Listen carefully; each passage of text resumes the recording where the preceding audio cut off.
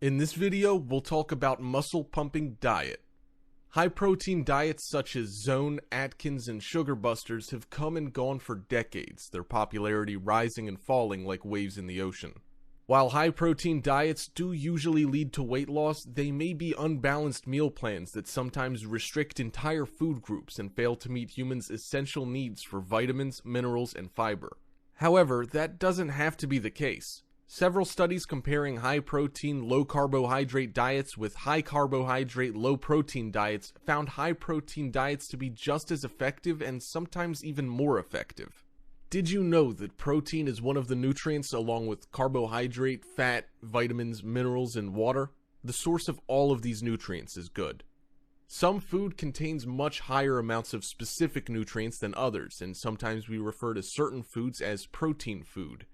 It's important to realize that all food contains more than one nutrient, and most food contains substantial amounts of several nutrients. For example, meat, which is a good source of protein, carbohydrates, fat, riboflavin, and calcium. Protein is an essential nutrient. There is no life without protein. Protein is contained in every part of your body: the skin, hair, blood, body organs, eyes, even fingernails and bone. So why exactly is protein so important? Protein has a critical physiological function. It is primarily used in the body to build, maintain, and repair body tissues. In the event that protein intake is greater than that required by the body for this primary function, excessive protein is converted to energy for immediate use or stored in the body as fat. Protein energy will be used only after other energy sources, carbohydrates and fat, are exhausted or unavailable. Protein is available from both animal and plant sources. The typical US diet is a mixture of protein sources. Variety and choices will provide an adequate diet. The following are some examples of protein content in some typical food. 3 ounces of chicken contains 20 grams of protein. 3 ounces of ground beef contains 21 grams of protein. 2 ounces of pork chop contains 15 grams of protein. 3/4 of a cup of beans contains 11 grams of protein.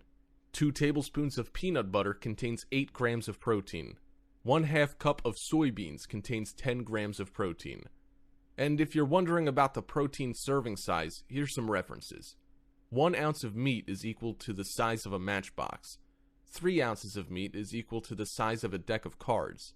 1 ounce of cheese is equal to the size of 4 dice or 1 slice. 2 tablespoons of nut butter is equal to the size of a ping pong ball.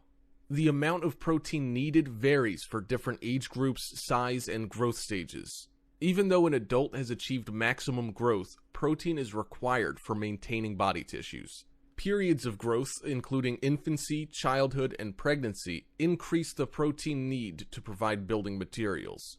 Physiological states such as injury, surgery, or burns increase the need for protein to provide repairing materials. Surveys have shown that Americans eat almost twice as much protein as their bodies need.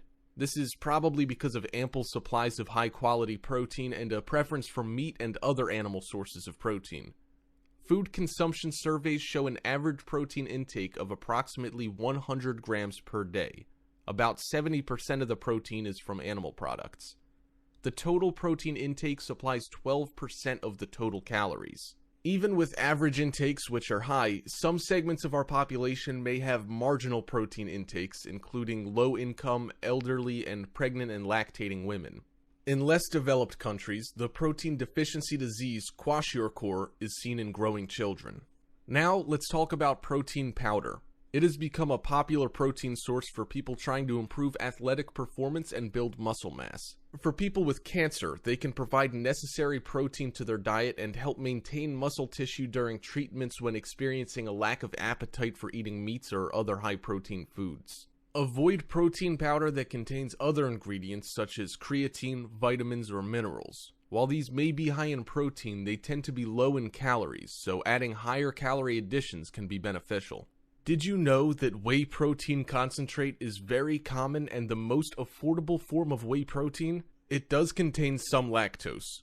Whey protein isolate is a more concentrated form of whey protein with little to no fat or lactose. It's an acceptable protein source for people on a lactose-restricted diet or with lactose intolerance. Hemp protein is a near-complete plant-based vegan protein that offers the inflammation-fighting power of omega-3 essential fatty acids and is high in fiber. Pea protein powder is a plant-based protein, vegan, and highly digestible. It has a fluffy texture. Soy protein powder comes in either soy protein isolate or soy protein concentrate. Compared to dairy-based protein powders, soy protein powders do not dissolve as well, may have a beany taste, and can cause gas for people sensitive to soy sugars. Furthermore, there are so many ways that you can add more protein into your diet. Cheese. Melt your cheese on sandwiches, breads, tortillas, hamburgers, hot dogs, other meats or fish, vegetables, eggs, or desserts such as stewed fruits or pies. Or you can grate it and add it to soups, sauces, casseroles, vegetable dishes, mashed potatoes, rice, noodles, or meatloaf. Cottage cheese or ricotta cheese. Mix with or use with fruits and vegetables. Add them to casseroles, spaghetti, noodles, and egg dishes such as omelets, scrambled eggs, and soufflés. Milk or soy milk. Use in beverages, cooking, hot cereals, soups, cocoas, and puddings in place of water. Dry milk powder. You can choose to add this to regular milk and milk drinks such as pasteurized eggnog and milkshakes, or use in casseroles, meatloaf, breads, muffins, sauces, or any milk-based dessert. Yogurt. Add yogurt to cereals, fruits, gelatin, and pies, or you can blend or whip with soft or cooked fruits. You can even sandwich ice cream or frozen yogurt between pound cake, cookies, or graham crackers. Eggs. Add chopped, hard-cooked eggs to salads and dressings, vegetables, casseroles, and meat salads. Add extra eggs or egg whites to quiches, pancakes, and French toast. Add extra egg whites to scrambled eggs and omelets. Egg whites are a great way to add more protein without saturated fat or cholesterol. Nuts, seeds, wheat germs, and oats. In fact, there are several ways to add them into your diet. You can sprinkle them on fruit, cereal, ice cream, yogurt, vegetables, salads, and toast as a crunchy topping. Or you can blend them with parsley, spinach, herbs, and cream for a noodle, pasta, or vegetable sauce. Meat and fish. Add chopped, cooked meat and fish to vegetables, salads, casseroles, soups, or sauces. You can use them in omelets, sandwich fillings, and chicken stuffing. We all know that a high-protein diet is good for muscle building. However, please do not take excessive protein. Excessive intake of protein will lead you to certain health risks. Some of the examples of health risks include ketosis, colorectal cancer, heart disease, and kidney disease.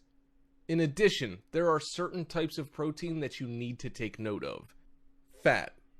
Although research has shown that high-protein diets produce positive effects on blood glucose and blood lipid levels by decreasing circulating insulin, reducing triglycerides, and raising HDL levels, there is minimal effect on LDL levels. It's important to remember that even with an emphasis on lean protein, this type of diet is still higher in total fat, saturated fat, and cholesterol than lower protein, high carbohydrate diets, and long-term effects remain unknown. Red meat. High-protein diets tend to be heavy on red meat. Even though data is inconclusive, high intakes of both red meat and processed meats, particularly if cooked at high temperatures, have been linked to an increased risk of diverticulitis in men. Calcium.